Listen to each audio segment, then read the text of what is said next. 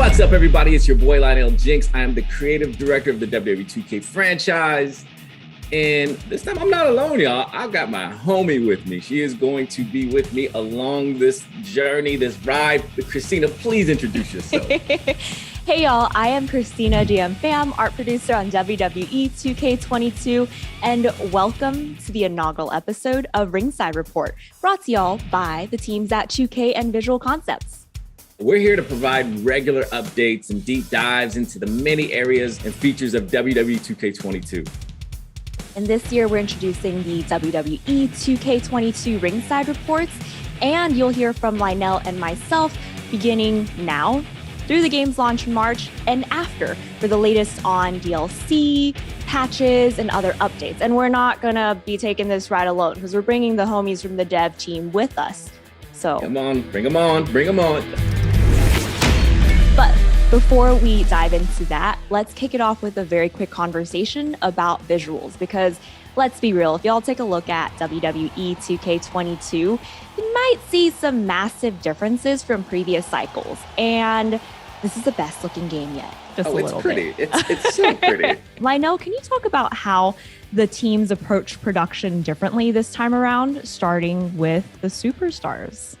So the superstars, in any WWE game are the backbone of the game, right? And so we have to make sure that we are doing our absolute best on representing every superstar to the best of our abilities. And in order for us to do that, we piggybacked on the same technology that you guys saw in NBA 2K22, where you look at their players and the details and just the likenesses look amazing. And so we shared that same technology and brought that into WWE 2K22, like the cross polarization scans, improved hair. Just to me, the amazing amount of detail that you'll see in our superstars is unparalleled for us. Yeah, and also the teams have overhauled the lighting engine, and there's an all-new VFX engine as well. Yeah, lighting is everything, right? So like all of these details and everything that we poured into our superstars wouldn't mean anything if they weren't lit properly, right? And so if you take a look at this version of the game compared to any other year, like it looks like a broadcast. It looks photorealistic at times, and a lot of that is due to lighting.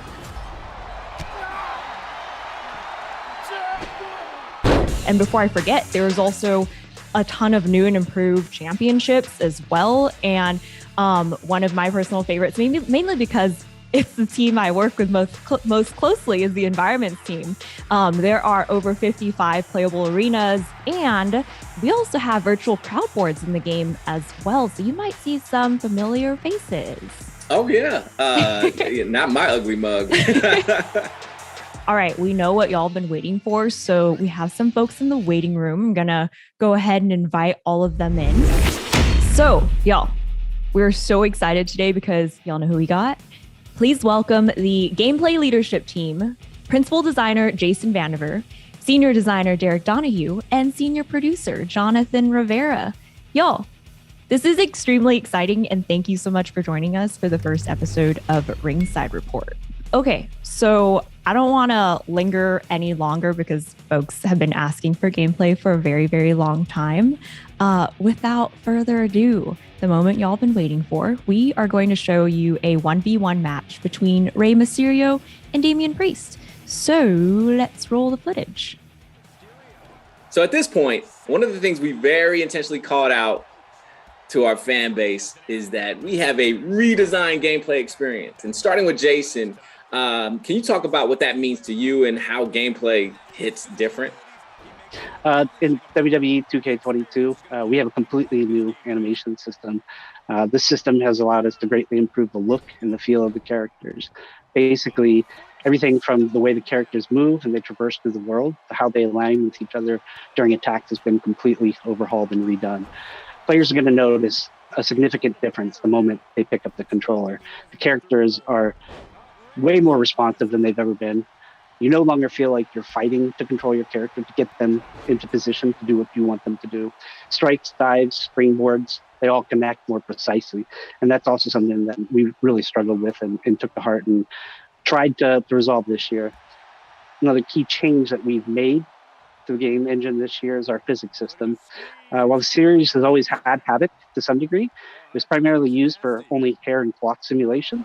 For 2K22, we've completely integrated Havoc into gameplay, which has allowed us to introduce things like breakable props. The kendo stick starts to fray the more you use it. Tables, they break more dynamically. The chair even breaks.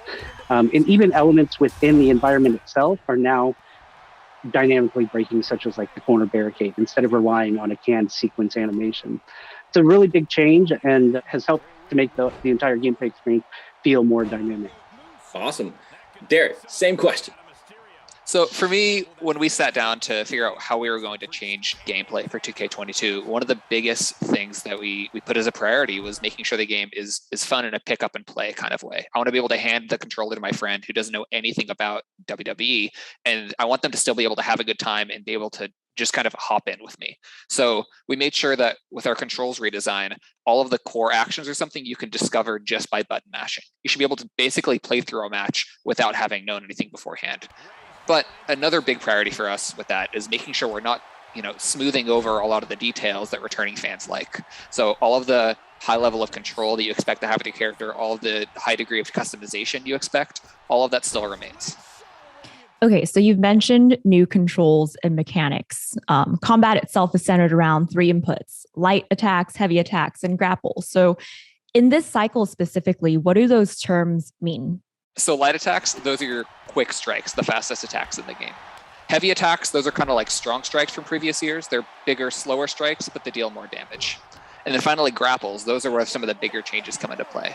So you press the grapple button once to lock up with your opponent, but then from there you can press light, you can press heavy. Those will do your light and heavy grapples, but there's all sorts of other options. Irish whips, drag, carry, all of those things come from the grapple state. So once you grapple your opponent, you have a lot of possibilities opened up to you. Okay, and I want to toss this over to Jonathan too. So opening up these possibilities, can you talk about some of the combo options that players can dive into? Yeah, sure. I love how simple and engaging our new dynamic combo system feels. I don't need to memorize every superstar's moveset, but instead I practice the timing of my inputs in order to execute combos. Light attacks allow me to branch into a combo, and when I learn that light, heavy grab executes that move, I can take that and apply it to anybody I play with. I love the exploration that our game provides to encourage the user to play with many different superstars and then choose whichever one is better suited for them. And if you don't like the combos that we assign, we also support customizing combos. I'm personally really excited to see what cool combos our community creates. Okay, very quickly, I want to take it back to one point that Derek touched on earlier, which was about the accessibility of this game and being able to just pick it up and play. And I want to call this out mainly because I myself am a much newer player to WWE 2K. So for me, picking up and playing has been the whole experience. The controls are super easy to learn. And while my own habits fall back on button mashing the controller, even though we have that, I enjoy having to be very strategic and intentional about how I'm approaching this game, especially when it comes to the timing of things like reversals or finishers. So I can definitely attest to, hey, if you're feeling intimidated by this, please don't. Pick it up, try it out. You'll have such a blast.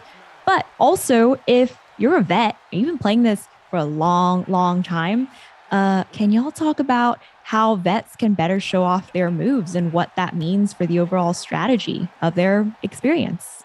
So a lot of the strategy for our game comes with the new defensive options that we've added this year. So one of the biggest examples is breakers. Instead of reversals being the only tool for countering your opponent's attacks, grapples and combos actually don't use reversals. Instead, you counter them with a breaker. So when you're doing a grapple or a combo on your opponent, they can counter that attack by pressing the same light, heavy, or grapple input against you. So those moves are countered with breakers. Everything else is countered with a reversal. So knowing what kind of attack you expect your opponent to perform can already prime you to know how you want to counter it. So there's already a mind game with that level. Then you have blocking, which is all new. If you hold down the reversal button, you enter a blocking stance, and that lets you withstand light, heavy, and running attacks. And then you can counterattack faster than your opponent can after blocking. You can also dodge with the right bumper. So you can kind of choose a direction and get out of the way really quickly if you time your dodge correctly, but it's higher risk than a block. And then when you're on the ground, you also can button mash to get up faster, or you can press right bumper to do a quick get up at the cost of some resource. So when you have all of those defensive options available to you, it makes when you're on defense, it's a lot more strategic, but also when you're on offense, you have to be careful with how you want to attack your opponent so that they don't counter you. So our community has been speculating about the HUD and like guessing like what, these little glowing meters mean and all this stuff. Jonathan, I'm going to let you be the first to break this down and break the news. And let's dive into the HUD and give the community some clarity here. So our goal was to create a HUD that strips down all unnecessary aspects and simply gives the user the information that they need without distracting the user from the in-game action. So at the very top, you'll have the vitality meter, and this is basically your health bar. Below that, you'll find a special meter, which is a resource you want to spend to perform signatures, paybacks, or defensive actions. Finally, at the bottom is your finisher meter, where you can store up to 3 stocks. So there's one thing that's missing that I think a lot of people are like, where's the reversal stock? Can you talk a little bit more about the changes we made there? Yeah, sure. Yeah, obviously the biggest change that we made was removing the reversal stock from the HUD. We felt that 2K20's matches came down to how the users manage their reversal stock. We wanted to bring a bit more skill to a match by giving the users unlimited reversals, but making them a little bit more difficult to execute. In our internal matches with 2K22, we get wild swings and back and forth and a bunch of oh-so-close moments that we really feel make the match memorable. And in addition to that, we added a new stun meter that shows up on the characters when it's close to being filled. So we're really excited to show off our new HUD and for our users to play with all of the new additions and our streamlined approach.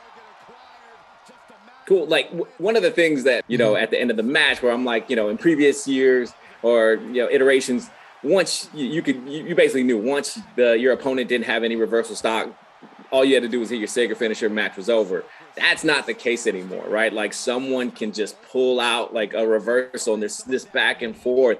And so Derek, can you talk about how strategy is incorporated into that part of this new mechanic?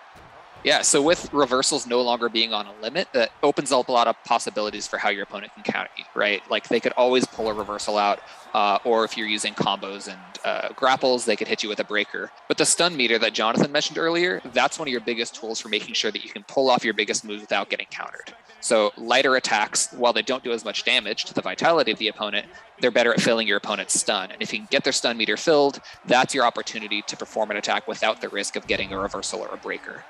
Button mashing is back, y'all. Like I love it. It creates a whole new level of like intensity in those tight matches.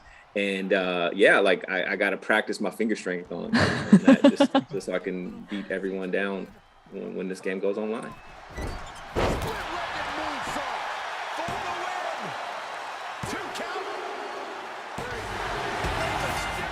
All right, y'all, we can go on and on, but unfortunately we're out of time. So to close out, now that we're nearing the end of production, what are y'all looking forward to most for the game, whether for your own experience or with players specifically? Let's start with Jason, then Derek, then Jonathan.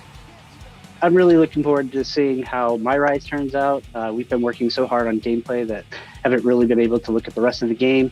Those guys have been really working to deliver an awesome story this year. And from everything I've seen, they're ready to deliver. You two, get in the ring. For me, it's the backstage, the completely redesigned backstage that I think people have only seen a small peek of. There's a lot of really cool stuff going back there, especially with the verticality. And for me, I'm super excited to see Rey Mysterio in our showcase mode, playing some classic matches that were recreated for WWE 2K22. So I think people are going to be really excited about that. Awesome. Well, again, thank you so much for joining us for the first Ringside Report ever for this cycle. Messed up. You didn't even ask me, Christina, like what I'm looking forward to. That's just messed up. It's going to leave me out. We'll take it back. All right, rewind. Lionel, what are you most excited for? It's everything, right? Like, I've been fortunate enough to like have my hand in, every single cookie jar and As you can tell, like this COVID wait ain't going away anytime soon. But yeah, like it's seeing what we're doing on the gameplay side and how that bleeds into Universe and how it bleeds into my Rise and my GM, my faction. Like we've done so much in the time that we have, and I'm just super excited for everyone to get their hands on with it and just have fun. Like again, like just practice now. Practice your thumb strength because you're gonna need it. Your thumb strength already. Do thumb exercises, little thumb push-ups. Y'all, so that wraps it for our first Ringside Report. Thank you to Jason Vandiver, Derek Donahue, and Jonathan Rivera for joining us. Sure. Thank you. Thank you for having us. Oh my God. Was I supposed to? You committed to the bit. Leave? No, I think that was. Okay, so once again, for real this time, thank you to Jason, Derek, and Jonathan for joining us. And thank you to all of you, the player community, for tuning in for our first Ringside Report. We are so excited to release this game, and we can't wait for y'all to get your hands on it. Yeah, thank you guys so much for joining us. And thank you all for tuning in. We will talk to you all soon. And in the meantime, check us out on social media at WWE Games. Okay, bye. Peace.